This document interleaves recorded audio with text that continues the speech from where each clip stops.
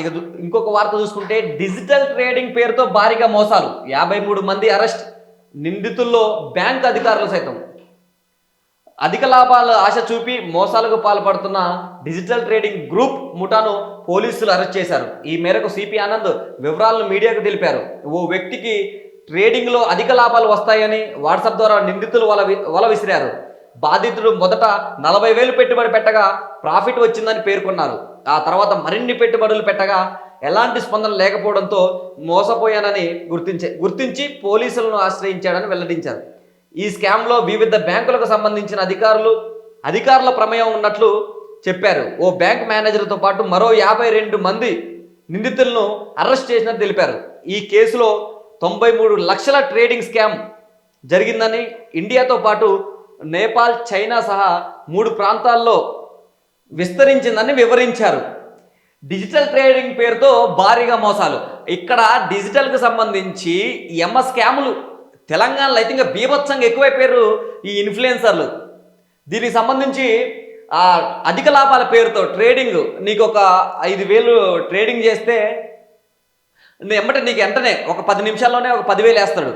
10,000 వేసిన తర్వాత మళ్ళీ 10,000 వేయండి మీకు మళ్ళీ 20,000 వస్తాయని చెప్పి 10,000 వేయించుకున్నాడు. 20,000 వేస్తాడు. 20,000 వేసిన వెంటనే 20 వేయండి 40 వస్తాయి అంటాడు. 40 వేస్తాం. 40 వేసిన వెంటనే 40 వేయండి 1,00,000 వస్తాయి అంటాడు. 1,00,000 వేస్తాం. 1,00,000 గోవింద.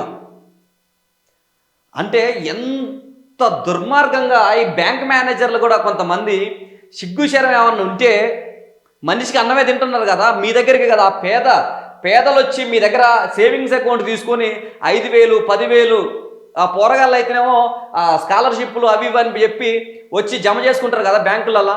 వాళ్ళ కష్టాలు చూస్తూనే ఉంటారు.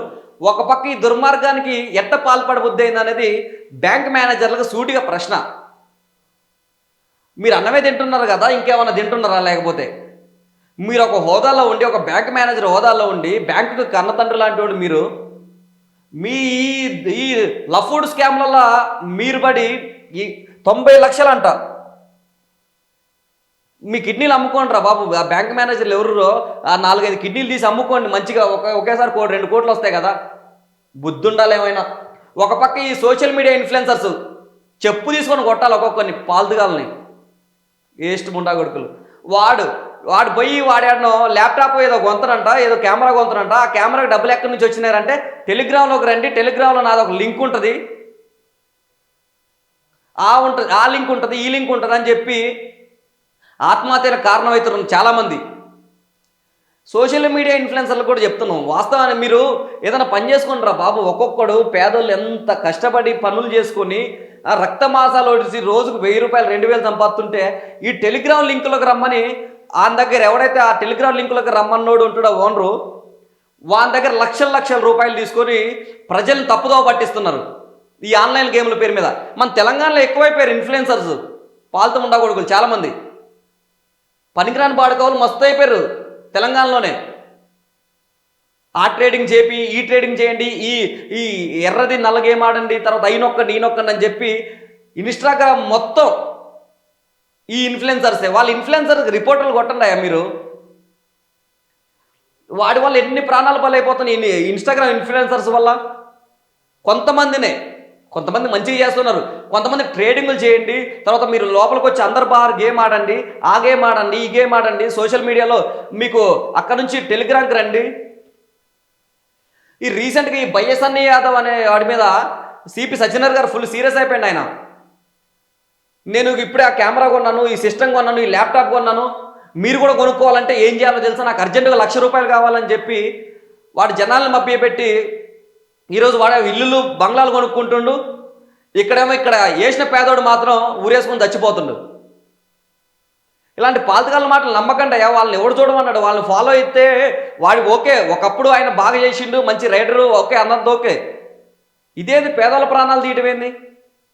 డిజిటల్ మీడియా ట్రేడింగ్ పేరుతో భారీగా మోసాలు. దానికి సంబంధించి ఇది కూడా ఒక వార్త. దయచేసి మీరు కూడా, మీకు కొంచెం బుద్ధి జ్ఞానం ఉంటే మీరు కూడా కొంతమంది ఆలోచించాలా. ఎవరైతే వాళ్ళ ట్రాప్లో పడి టెలిగ్రామ్లో పోయి ఆ గేమ్లు ఆడుకుంటా మీరు మాకు ఇంకా డబ్బులు వస్తాయి అంటే రావురా బాబు, వస్తే వాడే చేసుకుంటాడు, మీకెందుకు చెప్తాడు ఈ గేమ్లు. ఆడెవడైతే ఇన్ఫ్లుయెన్సర్ ఉంటో వాడే వేసుకోవాలి గేమ్. వాని దగ్గర ఒక 2 ఎకరాల పొలం అమ్ముకొని వాడిని వేసుకోమని అక్కడ గేమ్లల్లో. మీరెందుకు వేసుకొని మీరు ఆగమవుతారు? ఇది ట్రేడింగ్కి సంబంధించి. దయచేసి ఎవరు మోసపోకండి. కష్టపడితేనే డబ్బులు రావడం గగనంగా ఉంది ఇవాళ రేపు. అలాంటి మీరు ఆ ట్రేడింగ్లని ఆడని వీళ్ళని నమ్ముకొని మీరు ఆగమై మీ ఫ్యామిలీని ఇబ్బంది పెట్టొద్దు.